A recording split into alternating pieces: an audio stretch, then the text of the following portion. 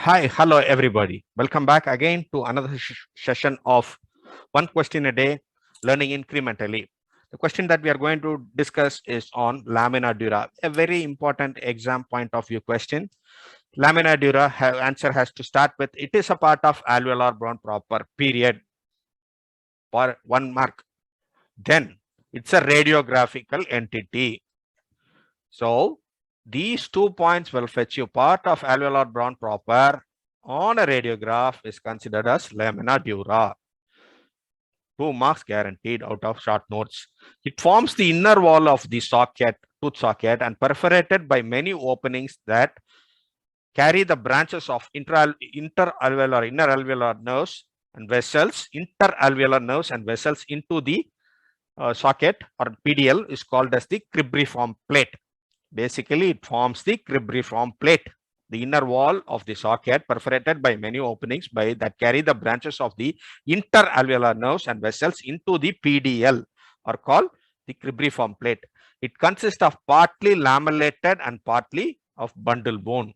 The term bundle bone refers to the bundles of principal fibers that continue into the bones as Sharpie's fibers. Because the bone carries the principal fibers, they are called as bundles. These fibrils, arranged in fibrils, moreover, are all arranged at right angles to Sharpie's fibers and has fewer fibrils. Therefore, they appear darker in HNE stains and lighter than lamellated bone in silver stains. So some areas of alveolar bone proper mainly consist of bundle bone, while other areas contains more calcium salts and per unit area than the others. Such dense area are seen in radiographs as dense radio opacities. These bones that directly line the socket specifically are referred to as the bundle bone, embedded within the bone core of the extrinsic collagen fibers of the PDL. They provide attachment for the PDL fiber that insert into the PDL and the tooth. Clinical consideration: lamina dura may become thickened in response to occlusal trauma or respond as widening of the periodontal ligament space. The loss of integrity of lamina dura when studying radiographs is contributory or indicative of the pathological lesions within the bone, such as your periapical lesions or periapical or subsequent to periapical infections or even cancer. The same question dealt by another student. The bone which is the site of attachment for the periodontal fibers is called as the bundle bone. These fibers which center the bone are referred to us as the Sharpie's fibers. These fibers are arranged in a regular manner in the form of bundles, giving rise to the term bundle bone. Its rate of formation is slow, resulting in resting lines between the adjacent lamellae. The bundle bone contains less mature, coarse, fewer intrinsic collagen fibrils in the intercellular substance than the mature lamellated bone.